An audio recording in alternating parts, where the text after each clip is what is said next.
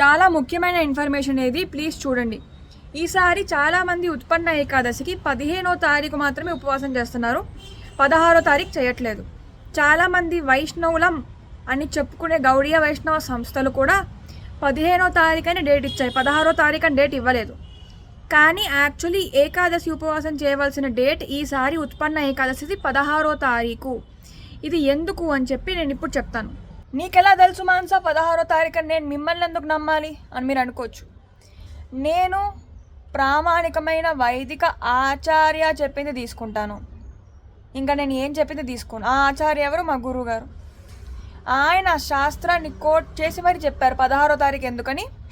ఆ వీడియో నేను నా స్టోరీలో ఆల్రెడీ ఇచ్చాను, మీరు చూడొచ్చు. ఆ వీడియోని స్లైట్గా నేను ఇప్పుడు తెలుగులోకి మార్చి చెప్తాను, దాంట్లో స్వామీజీ ఏం చెప్పారు. ఏకాదశి అప్పుడు పాటించాల్సిన ఫస్ట్ పాయింట్ ఏంటంటే దశమితో కలిసిన ఏకాదశి జరుపుకోకూడదు. అంటే దశమితో పాటు ఏకాదశి తిథి బ్రహ్మ ముహూర్తానికి ఉంటే, అంటే బ్రహ్మ ముహూర్తానికి దశమి తిథి ఉంటే వైష్ణవులు ఆ తిథికి ఏకాదశి ఉపవాసం చేసుకోరు. ఇప్పుడు దాని తర్వాతకు వద్దాం. ఇది వైష్ణవులు ఎందుకు చేసుకోరు అంటే శాస్త్రంలో ఉంది, చేసుకోకూడదని. దాని డిస్కషన్ కూడా స్వామీజీ వీడియోలో చెప్పారు. దాని వీడియో కూడా నేను స్టోరీలో ఇస్తాను, మీరు ఖచ్చితంగా చూడండి. కానీ ఈసారి 15వ తారీఖు పూర్తిగా ఏకాదశి తిథి ఉంది, దశమితో కలవలేదు బ్రహ్మముహూర్తానికి కూడా. అయినా కూడా మనం ఈసారి 15వ తారీఖు త్యజించి 16వ తారీఖు ఉపవాసం చేస్తున్నాము. అలా జరుపుకోవడానికి కారణము బ్రహ్మవైవర్త పురాణంలో ఉన్నది. దీన్ని గోపాలభట్ట గోస్వామి గారు హరిభక్తి విలాస్లో కోట్ చేశారు. గోపాలభట్ట గోస్వామి ఎవరు? గౌడీయ వైష్ణవ షడ్గోస్వాముల్లో ఆయన ఒకరు. గౌడీయ వైష్ణవులం అని చెప్పుకుంటూ హరిభక్తి విలాస్ని ఫాలో అవ్వకుండా 15వ తారీఖు ఏకాదశి జరుపుకుంటున్న వాళ్ళు ఆలోచించాలి ఈ విషయం గురించి. సో గోపాలభట్ట గోస్వామి గారు బ్రహ్మవైవర్త పురాణాన్ని కోట్ చేసి చెప్పారు. శ్లోకం వినండి. Let me give you one verse from Brahmavaivarta Purana. Tithi asalya parivarjaniya dharmartha kameshtu budhair manushai.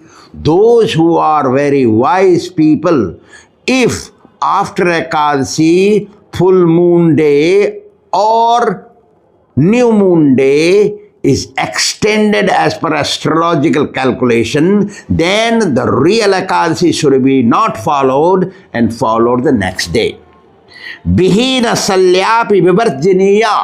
Even though Ekadasi is not mixed with Dasami, previous day, that Ekadasi not to be followed if right after Ekadasi, full moon day or new moon day is extended. Because tithi sometimes they increase timings like that. Yadyagrato buddhimupeti pakhya. If buddhimupeti, if goes to buddhi means increased. So this pakhya, this fortnight, new moon day is extended. There are 2 Trayodasis, 2 of them. That's why this Ekadasi is to be followed. One should never follow only astrologically calculated Ekadasi. Astrological calculated Ekadasi should be qualifying Vedic scriptures. This is Hari Bhakti Vilas. I am quoting from Hari Bhakti Vilas, compiled by Gopalabhatta Goswami and commentary given by Sanatana Goswami. I have this book, very ancient book, with me. So, this Ekadasi has increased 13th day in the fortnight twice. That's why we cannot follow. If you want liberation, you follow scriptures. These are written by Vyasadeva. చూసారుగా video ఏంటో? దాని అర్థం ఏంటి అంటే పౌర్ణమి కానీ అమావాస్య కానీ ఆ పక్షంలో ఎక్స్టెండ్ అయితే ఆ పక్షంలో వచ్చిన ఏకాదశిని త్యజించి నెక్స్ట్ డే ఉపవాసం చేయాలి.